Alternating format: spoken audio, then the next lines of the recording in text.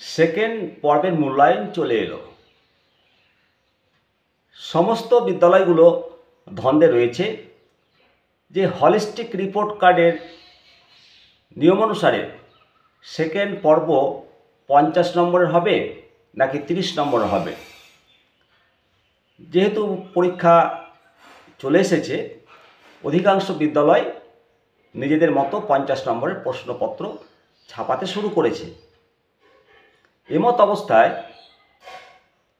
মধ্যশিক্ষা পর্ষদ সংবাদ মাধ্যমকে জানাচ্ছে এবং দৈনিক স্টেটমেন্ট পত্রিকার প্রতিবেদন অনুসারে মধ্যশিক্ষা পর্ষদ জানাচ্ছে যে দ্বিতীয় পর্বের পরীক্ষা 30 নম্বরই হবে।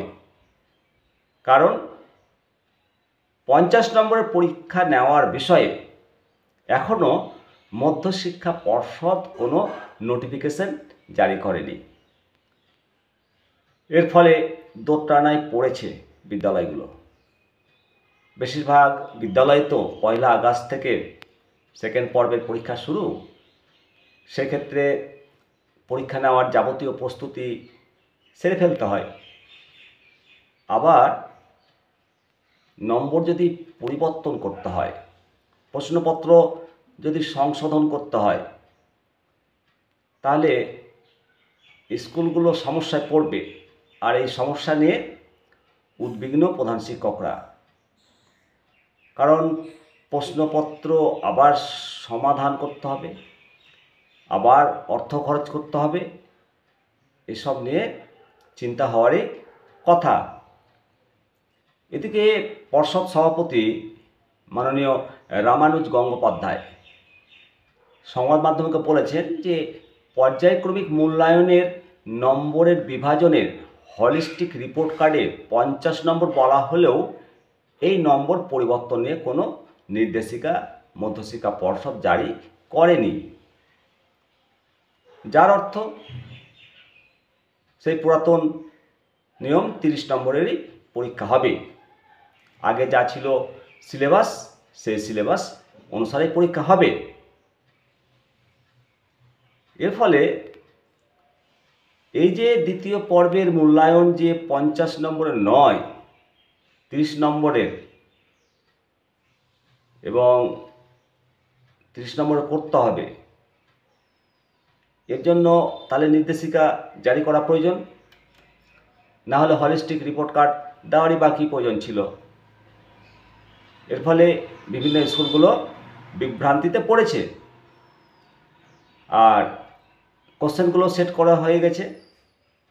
এর ফলে 50 নম্বরের পরিবর্তে 30 নম্বরে যে প্রশ্ন করতে হবে,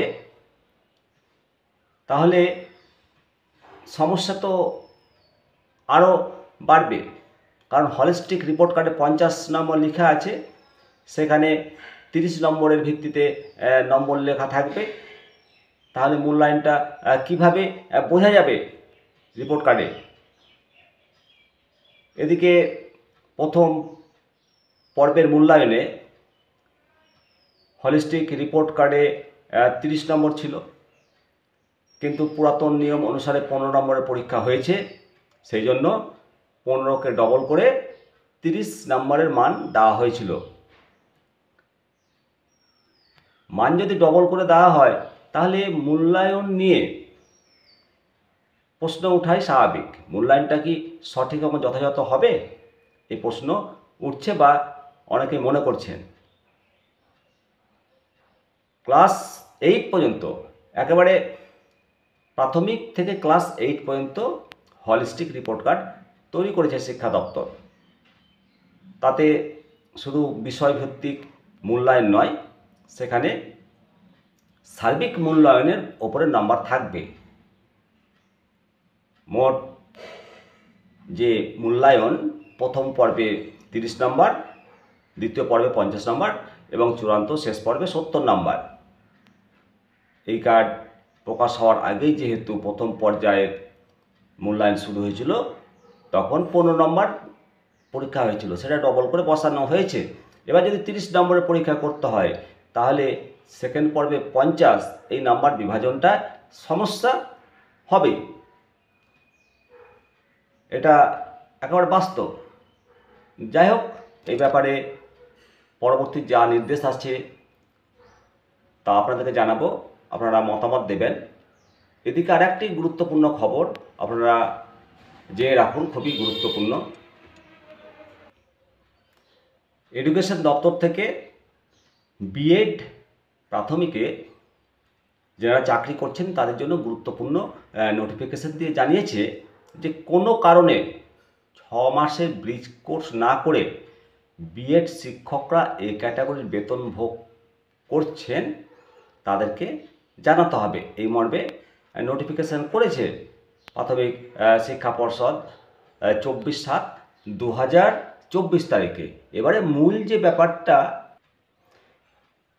সেটা আপনাদের সামনে তুলে ধরছি। মূলত বিএড ডিগ্রি নিয়ে যারা চাকরি করছে প্রাথমিক শিক্ষা পর্ষদের আওতায় তাদেরকে 6 মাসের একটা ব্রিজ কোর্স করা বাধ্যতামূলক ছিল। আর এই 6 মাসের ব্রিজ কোর্স করা না থাকলে এই ক্যাটাগরি স্কেল পাবে না। 6 মাসের একটা ব্রিজ কোর্স করতে হবে, কিন্তু অনেক প্রাথমিক শিক্ষা পর্ষদ আবার এদেরকে এই ক্যাটাগরি বেনিফিট দিয়েছে। এই নিয়ে সমস্যা তৈরি হয়েছিল।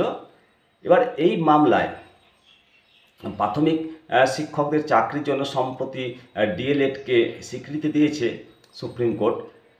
আর আগে বিএড থাকলেও চাকরি করতে পারত, শিক্ষক হিসাবে গণ্য হতো, কিন্তু দেশের শীর্ষ আদালতের যে নির্দেশ বিএড ডিগ্রি থাকা শিক্ষকদের 6 মাসের একটা ব্রিজ কোর্স করতে হবে। কিন্তু ঘটনা হলো এই 6 মাসের ব্রিজ কোর্স করার মতো কোনো শিক্ষা প্রতিষ্ঠান রাজ্যে নেই। এই তখন মাননীয় বিচারপতি হরিশ ট্যান্ডনের ডিভিশন বেঞ্চে যে মামলাকারীরা অভিযোগ করেন যে এই যে ব্রিজ কোর্স করা বাধ্যতামূলক, সেখানে কোনো কলেজ নেই। তখন প্রাথমিক শিক্ষা পর্ষদের আইনজীবী জানান যে এই ব্যাপারটা একমাত্র রাজ্য বলতে হবে, কারণ রাজ্য সরকারি বিদ্যালয়গুলোকে অনুমোদন দেয়। সুতরাং রাজ্যের কাছে এই ব্যাপারটা জানতে হবে। তখন মাননীয় বিচারপতি ডিভিশন বেঞ্চ রাজ্যকে নির্দেশ দেয় যে এই ব্যাপারে কি রিপোর্ট আছে সেই রিপোর্ট তলব করেন রাজ্য সরকারের কাছে। এখনও কিন্তু এই রিপোর্ট জমা দিতে পারেনি রাজ্য সরকার। তবে যেটা জানতে পারা যাচ্ছে যে সমস্ত প্রাথমিক শিক্ষা সংসদের কাছে এই ব্যাপারে তথ্য তলব করেছে রাজ্য, এবং এই তথ্য পেলেই রিপোর্ট জমা দেবে। আগামী মাসে এই মামলার ফের শুনানি হবে। অবশ্যই আপনারা মতামত দেবেন, আর সকলে ভিডিওটাকে শেয়ার করবেন। সকলে ভালো থাকুন, সুস্থ থাকুন, নিয়মিত দেখুন নিমতিতা দর্শন আপনাদের সঙ্গে সবসময় শিবরাম সরকার। নমস্কার।